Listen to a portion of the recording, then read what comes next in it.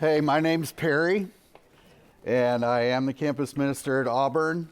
I don't know if you know anything about Auburn. It's in Auburn, Alabama. For a long time when we moved to Auburn, my wife had a hard time telling people we lived in Alabama, and but we've gotten over that. Auburn is just inside the border between Atlanta and Montgomery, and we've been there 31 years, raised our family there.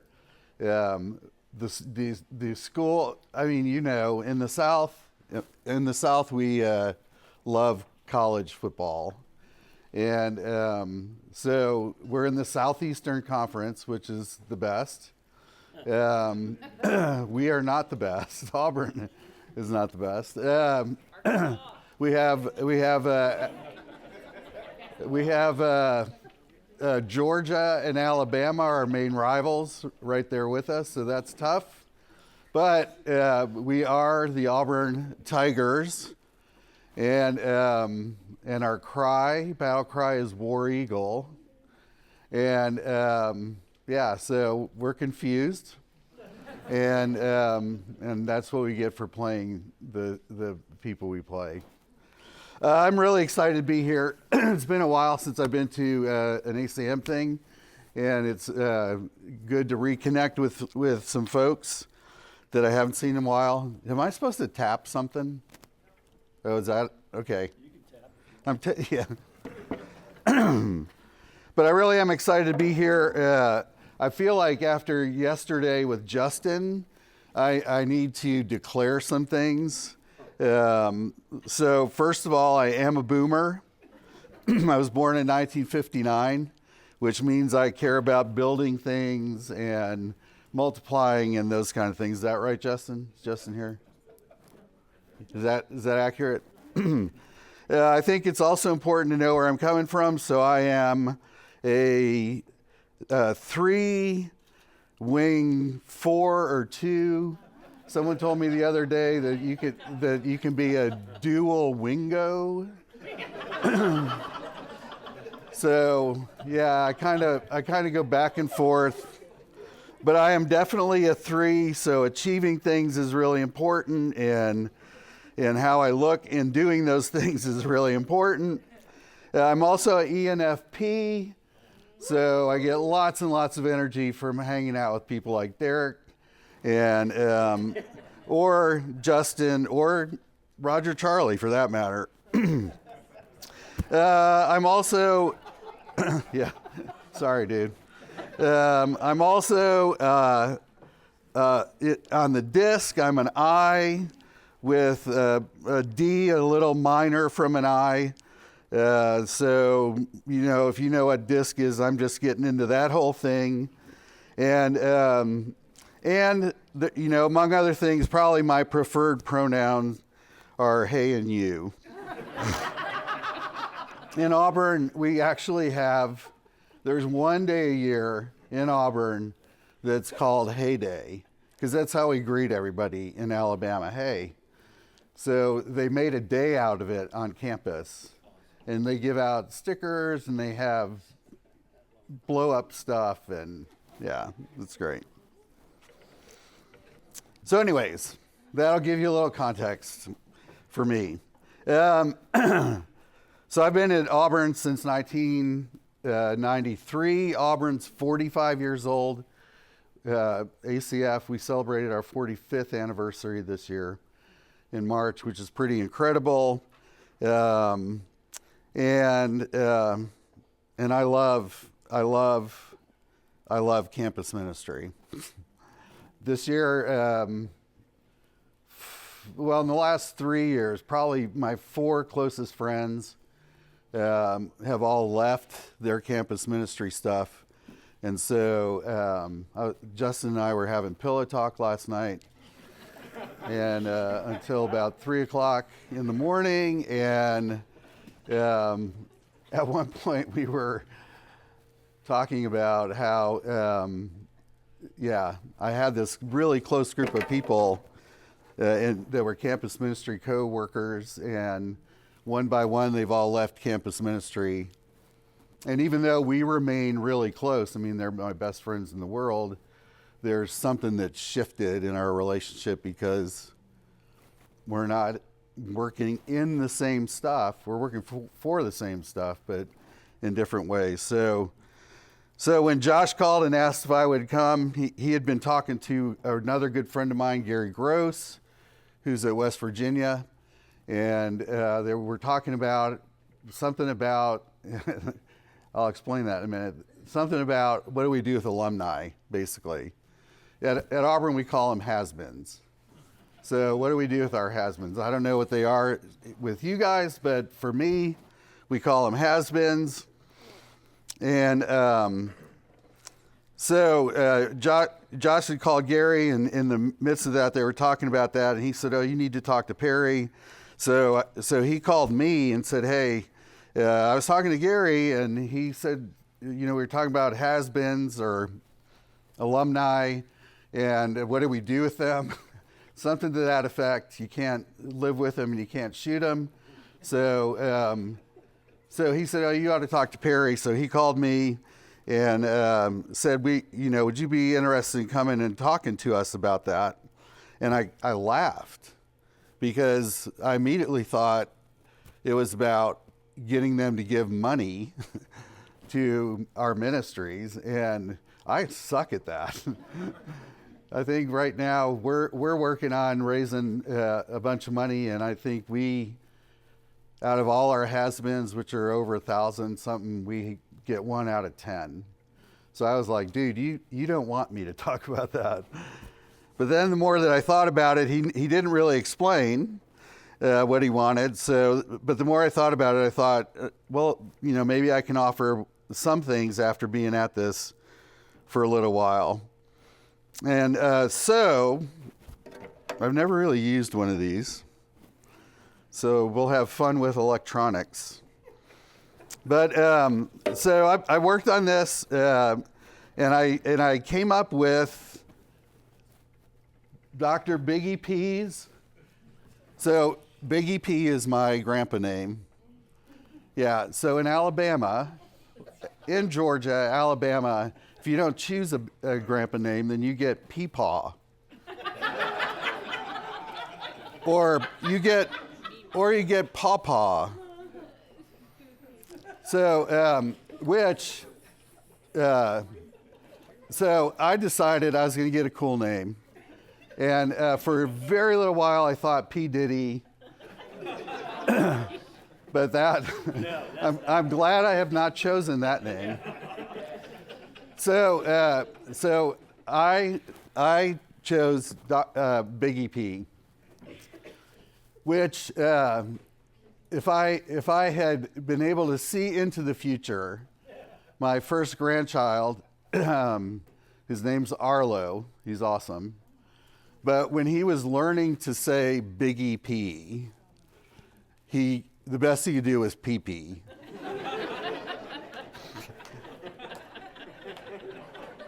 So, for the first years, as we have had grandchildren, we have 5 now. As we've had grandchildren, they go through the phase of calling me pee-pee, and that will keep you humble. So Dr. Biggie P's sort of. Basically 10 thoughts, right? Basically 10 thoughts, but I actually only have 5. But if you're gonna have 10, right? If you're gonna do something like this, you should have 10. But I really only have 5. Thoughts on whatever it is I'm supposed to be talking about during this session. Because Josh called me and said, well, maybe you could talk about this, or maybe talk about this too. And then he sent me an email that laid it out a little more clearly. But when I first read the email, I thought, I'm supposed to talk about this. And then later on, I went back and read it because I wasn't sure. And I said, I'm supposed to be talking about that.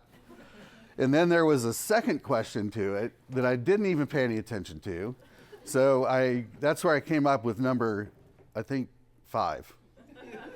I might have 6. How many do I have? Okay. We'll all be surprised. We'll be surprised, that's right. Welcome to the adventure. So anyways, I think I have an idea of the general direction that I'm supposed to go. And so these are my 10, almost 10, sort of 10, that are really just 5 about what I'm supposed to be talking about. And it all has to do with, I think, the mission that we're a part of. So, and the scope of the mission that we're a part of as people in campus ministry. And the people that we produce to serve in the kingdom. So, the first big thing for me, down arrow. Killer said he got your PP. Yeah, thank you. Yeah. I think for me, the big place to start in talking about anything that we do and the people that we work with, what we're aiming at, our plans and dreams is a good dose of humility. And for most of us, I know this goes without saying, because so much of what we do is way beyond our control, right? And for me, it really does cross into the realm of mystery because it's God's working. It's the Holy Spirit. I can think out of all the years that I've been a part of this and beyond that, just thinking about kind of in the light of people production kind of stuff. What are we producing? There's been so many times that I have had, oh, this person's going to this and that person's going to that and this person's going to be great and they're going to make a difference in our ministry and blah, blah, blah, and they're going to do something great. And they don't, right?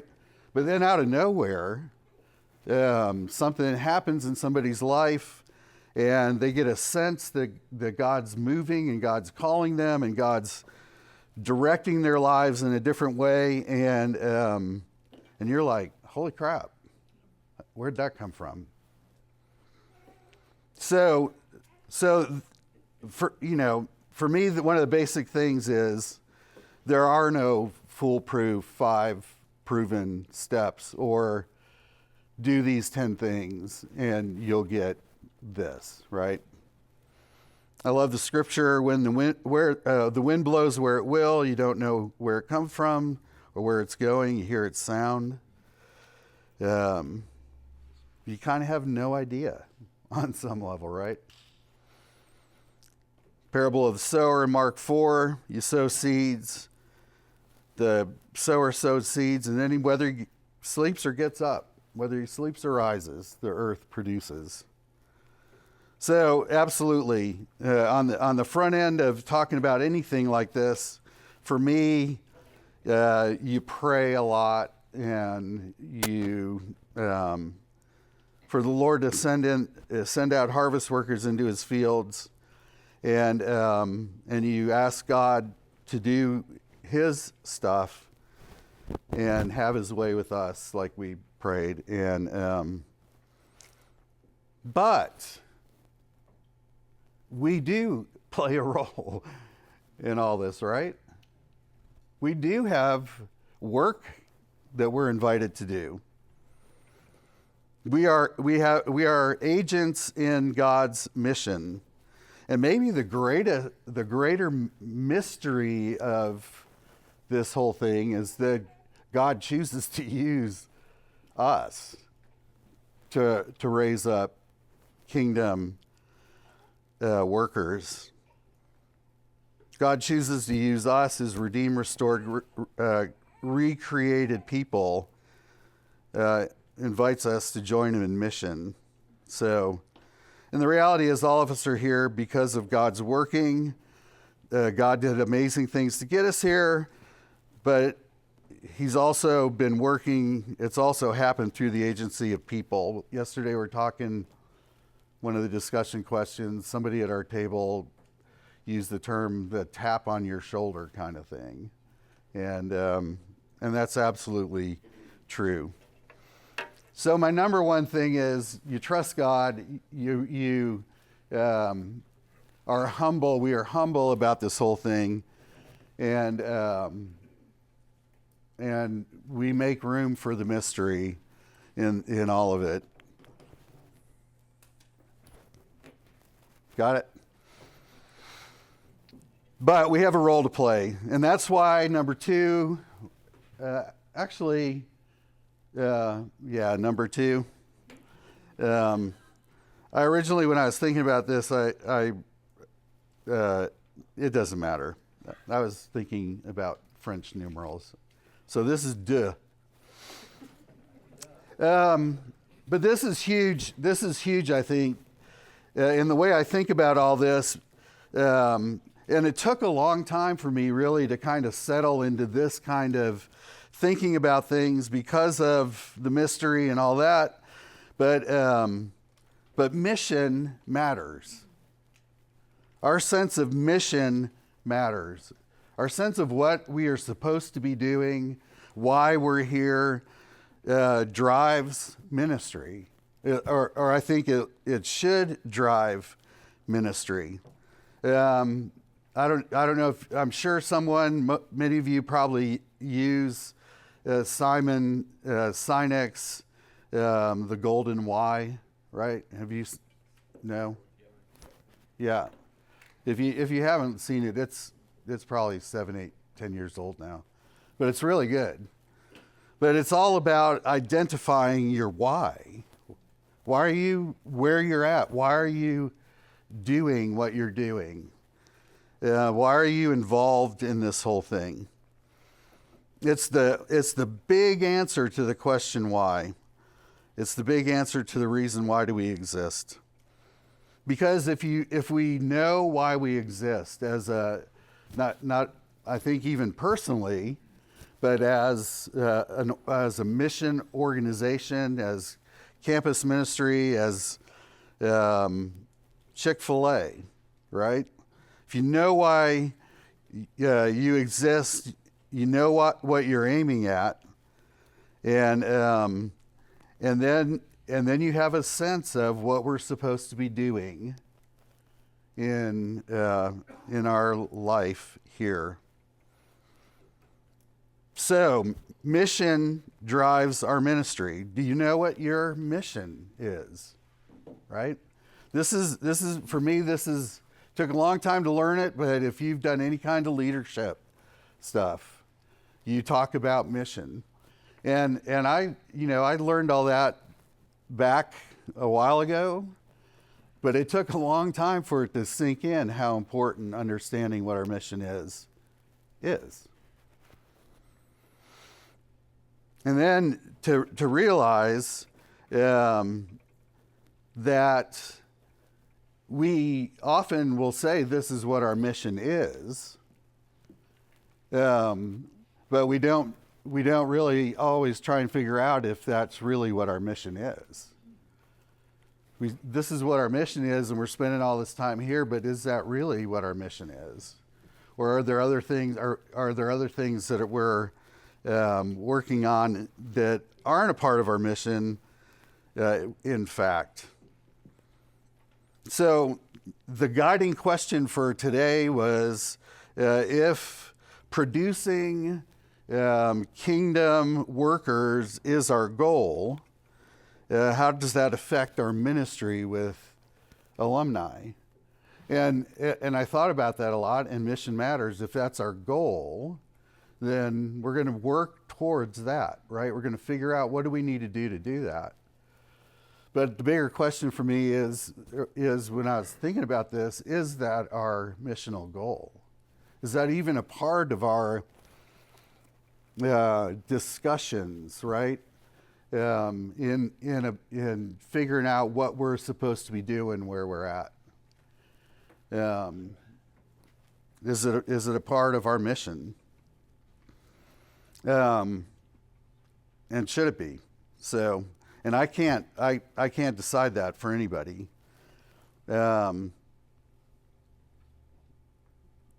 Yeah. If it isn't, if our goal is producing kingdom workers, and we're not doing that, then we're missing the mark, right? It's as simple as that. I'll be honest with you.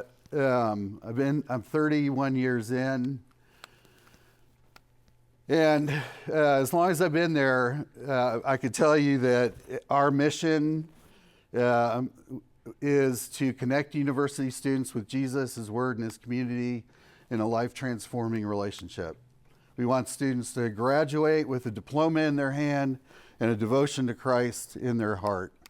So that when they leave Auburn, wherever they go, wherever they land, they'll be there as kingdom agents that transform the world.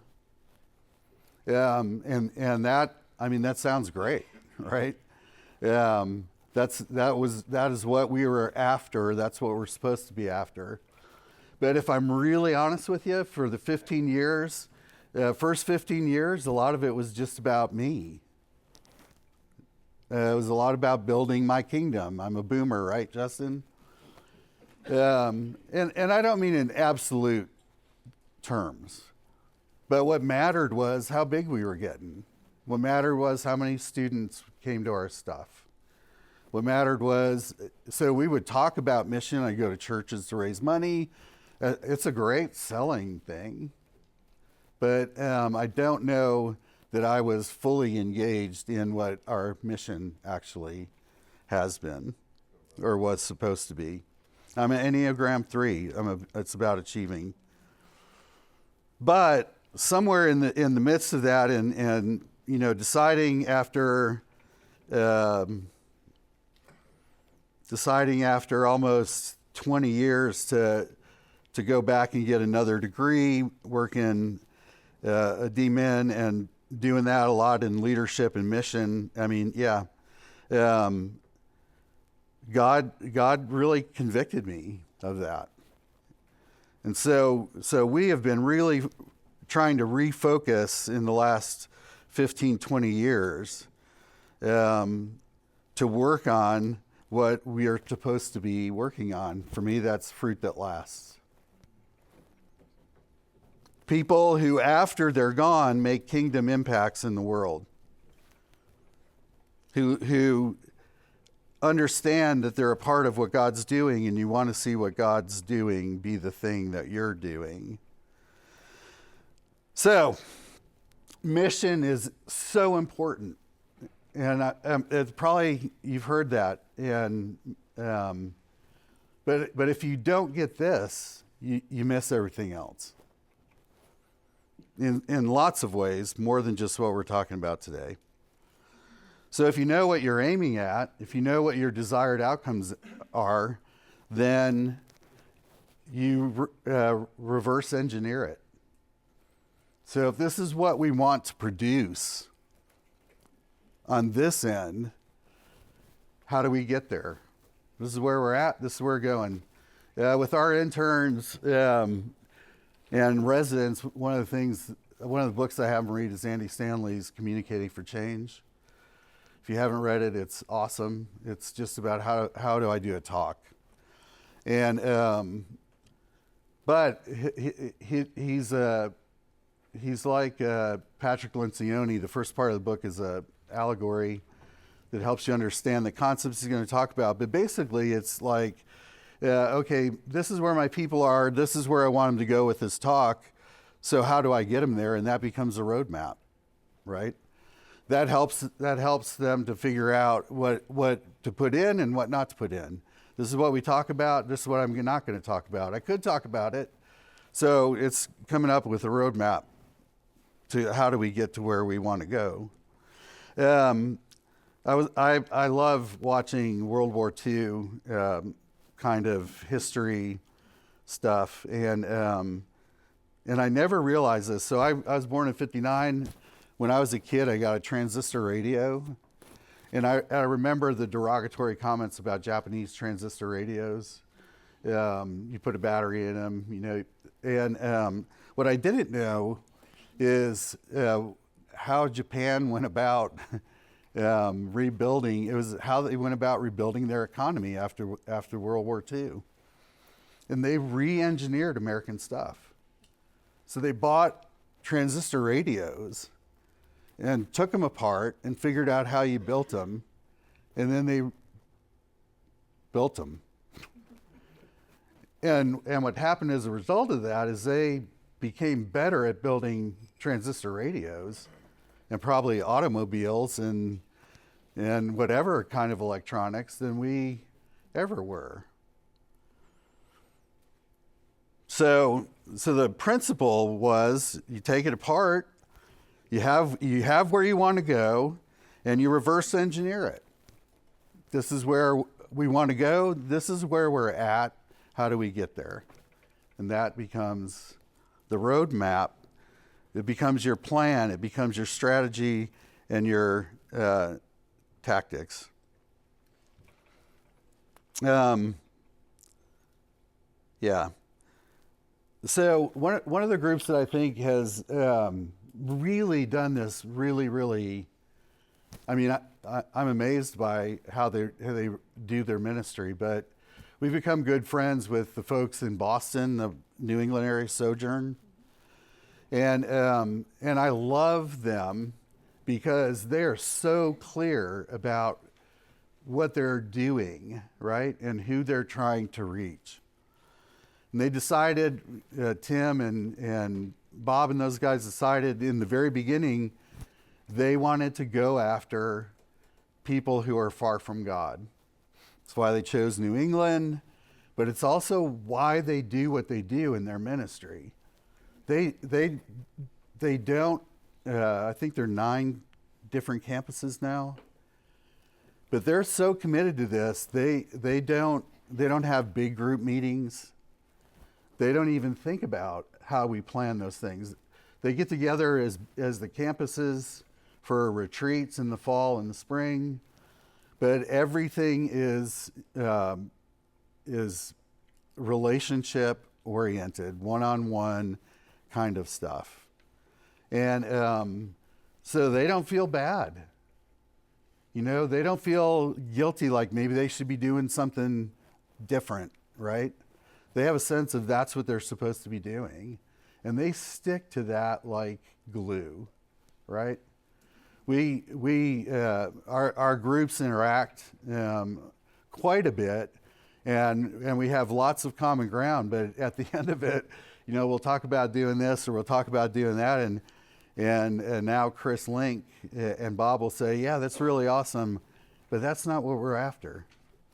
And yeah, I admire them and their sense of mission and how they decide what they're going to do and what they're not going to do. And that all comes from this whole purpose thing. Am I way over time already? I probably used up all my time. I talk too much. So the next one, number 4, is about evaluation. Again, this is a leadership thing, but the reality is that we evaluate what we value. And what we value is seen in what we do, and you know, it's a whole thing. For a long time, I thought evaluation was a 4-letter word. How do you evaluate something spiritual? And I would say, you know, I would rationalize, do numbers, what do numbers tell you? How many people show up on Thursday, blah, blah, blah. Thursday's our big night, so that doesn't tell you the whole story. But then at the same time, right, I'm evaluating because I care about, in some corrupt way, I care about how many people show up because that says something about me, right? So even though I can say, well, these don't matter, those numbers matter to me. The question is, should they matter? And that's all, again, from mission. But it sounds really spiritual to say, oh, we don't count this or we don't count that. The reality is we all evaluate something, right? The question is, do we evaluate what really matters? Or are we evaluating what really matters?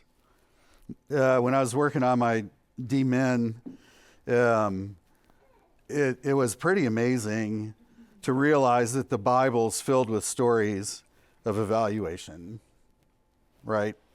I said, Jesus, I said earlier about fruit that lasts, that's an evaluative statement. God creates the world and it's good, that's an evaluative statement. Evaluation is possibly the most common human activity that we undertake. It is a sign of human, being human. So, at ACF, our mission, says this, and so, we're about connecting university students to Jesus. So Thursday numbers don't matter, and yet deep down to me they do, but they don't. So why measure them? If they don't matter, why measure it? So measure the things that matter. If you know what your mission is, and you know how you want to get there, and you work the problem, as they say in The Martian, and you get to this place, and you have a sense of what your desired outcomes are, then from time to time you should take time to say, okay, are we doing what we say we're doing? And that's a really tough thing, right? Are we really accomplishing what we are here to accomplish? Are we doing what we're here to do? Because that's why we're here. And if not, right, which are we doing it? It's a summative evaluation. If we're not, what do we need to adjust? What do we need to change to accomplish or to move us in a direction of producing what we're intended to produce? You make adjustments. Okay, so mission, planning, evaluation, and that for me leads us to investment. Where your treasure is, there your investment will be. There your heart and mind and energy and resources and time, etc., will be spent, will be invested in. We invest ourselves in what we really truly value. When I came to ACF, it's a circuitous route. I was thinking I'm going to go to Africa with CMF as a missionary and plant churches in East Africa. That didn't happen. Campus ministry wasn't even on my radar at the time, and then the opportunity came, and we ended up moving to Auburn and working in campus ministry. But I remember during our move, I had a distinct one of those distinct moments when I think God spoke to my heart, and I thought, as much as I really wanted to be a missionary, here's a whole potential to send out all kinds of missionaries into the world. And so I just tell that story because from the very beginning for me and for us at ACF, it really has been all about what happens after students leave. It's about what they do here, but we wanted students to engage in mission.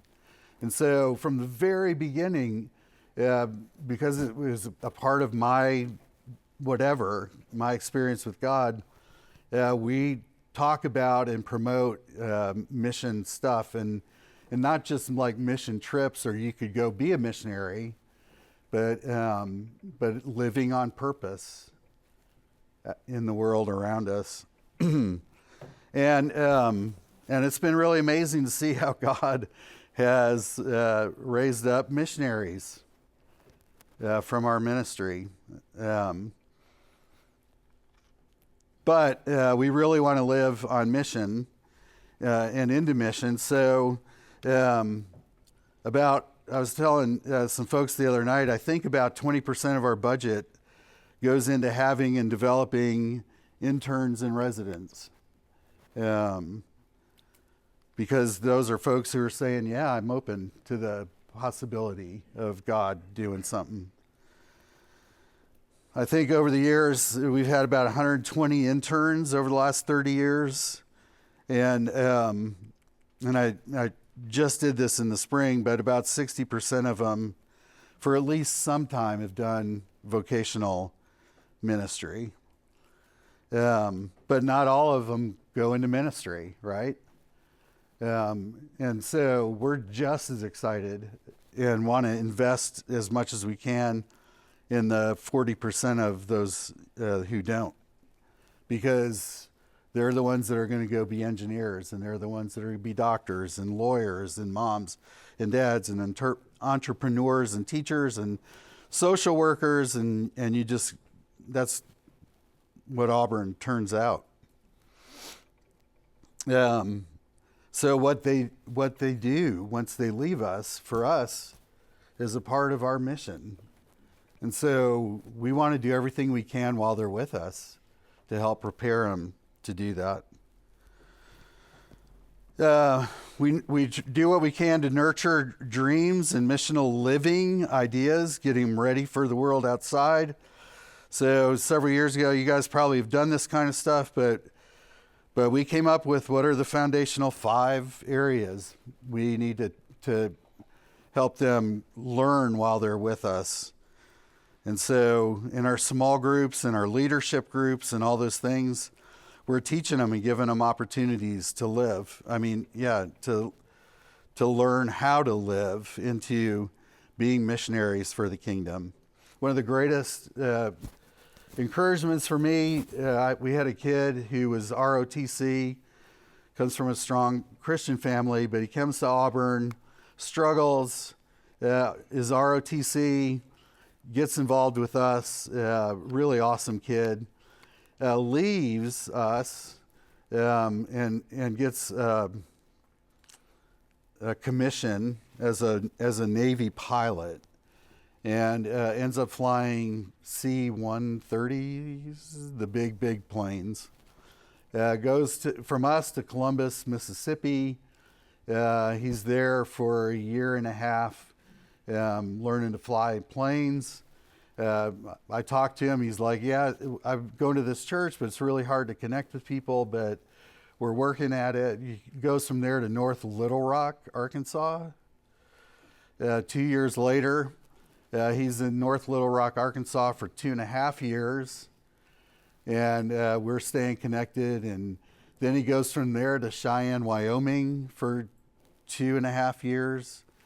And then he ends up overseas for a while, and then he's back, and he ends up 2 years later in Redlands, California.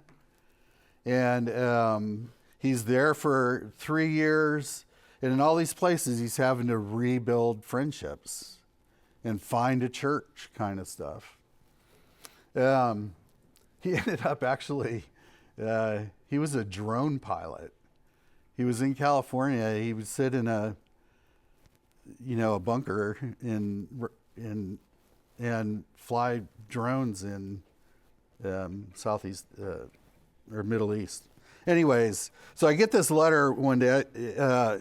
He says, it's been really tough over the years because we move so much. I move so much, and every place you're trying to find a community where it's so important. He said, and what I realized was what you taught us in Big Dogs, which is our senior leaders, really is awesome. If I have a grill and I have a backyard, then I can have a community. And it was one of those moments was like, holy beep, Batman. Yeah.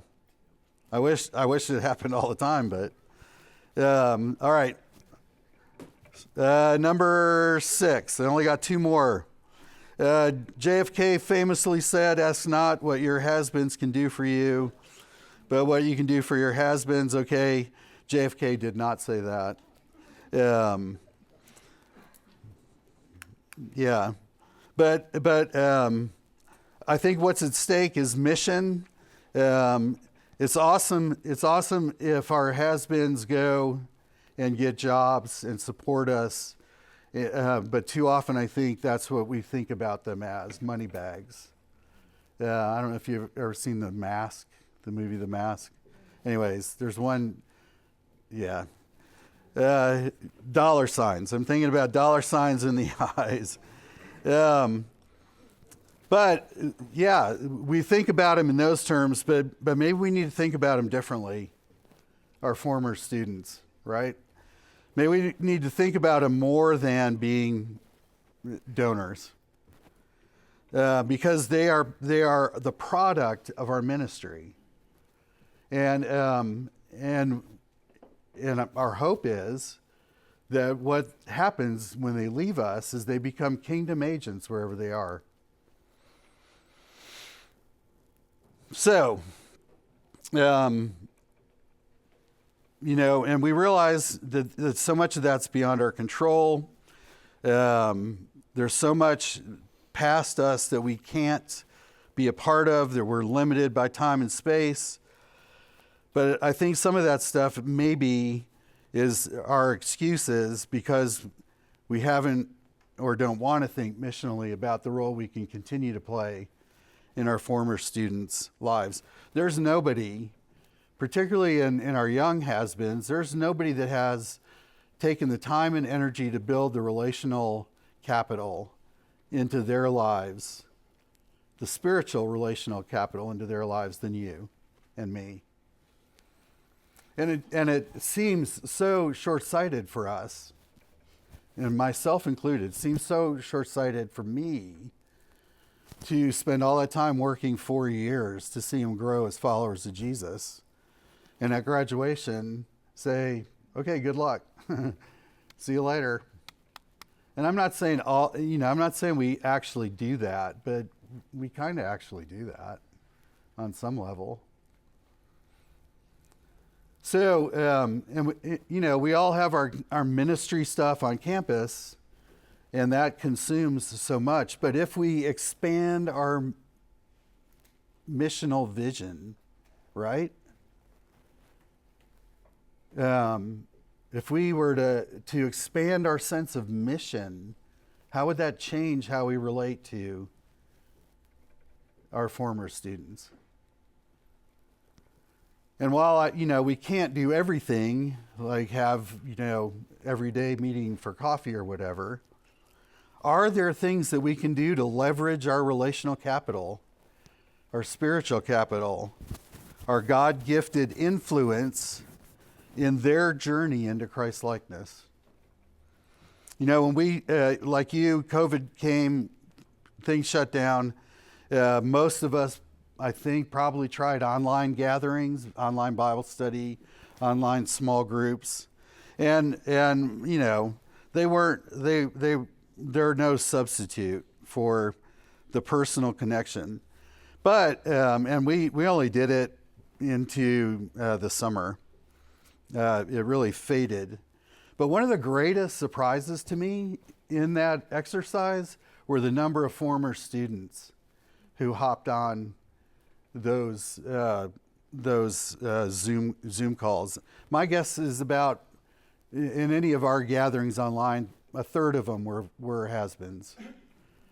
Yeah. In my D-Men project, I evaluated the missional impact of Global Scope. Um, and it was really quite interesting because I've worked with Global Scope on the side. But we did a survey of former students. How did Global Scope impact you during school, and how's that impact still being felt once you left the communities? But one of the most interesting things to me and the Global Scope leadership were the number of students in open answer questions who said, I wish you'd figure out ways for us to stay connected to that place, or come plant one of those in my city. There was this hunger for what they missed from. So the out of that, the campus ministry in LOASIS, Global Scope Campus Ministry in Santiago, after that, has purposely started an online has-been community. Mary Stevens in Santiago. Santiago is one of our oldest campus ministries in South America, and so she said, well, we need to start something. So they have weekly meetings just on Zoom, and they are continuing to try and disciple their former students. Different contexts. Where I live, it's almost impossible not to find a church, right? In the South, deep South. But where they live, it's tough. So how do they stay connected? I recently was thinking about the fact that in my 30 years, I've done close to 125 weddings. And I have a pretty good batting average, like 12% divorce. It's not bad. But the other day I thought, I was thinking about this. The other day I thought, why don't my wife and I, who've been married 38 years, start doing a has-been marriage weekend? For our, excuse me, it's some way that we could influence, continue to bring discipleship stuff. I got a group of guys, I started this a couple years ago. I have a group of guys in Auburn who were all leaders in our ministry. A couple of were, they have continued to stay in Auburn. So we started having whiskey and cigars on my back porch on Wednesdays. And we talk about life struggles, and we talk about prayer needs, and someone does a Devo. We call it Two Whiskey Church. And it's a way for us to stay influential in the lives of them. The possibilities really are limited only by our willingness to dream. Excuse me. So I need to end this. I want to make sure that you don't hear what I'm absolutely not saying or intending to say. This isn't really, thinking in these kind of terms really isn't about adding more to your plate. It isn't about asking you to spend even more time doing something else that will eat up more of your time and resources. Excuse me. It really is about expanding our missional vision for the campus and for the world. If we expand our missional vision to developing, producing kingdom workers or whatever, then we'll go back from the beginning and it'll be a part of what we do and not something that's added on. I'm 31 years into my campus ministry. Slade, thank you so much. I'm about to start my 32nd because I really, really, really do continue to believe that there's no ministry with the potential to impact the world for the kingdom of God on a big scale like ours. Our students are with us 3, 4, 5, 6, 7, maybe 8 years. And we pour our lives into them, and we send them into the world to be kingdom agents. And they go literally all over the world. They're like that dandelion thing, right? Where when it's ripe, the wind blows and those things fly everywhere. And wherever they land, most of the time, what grows? Dandelions. Damn it.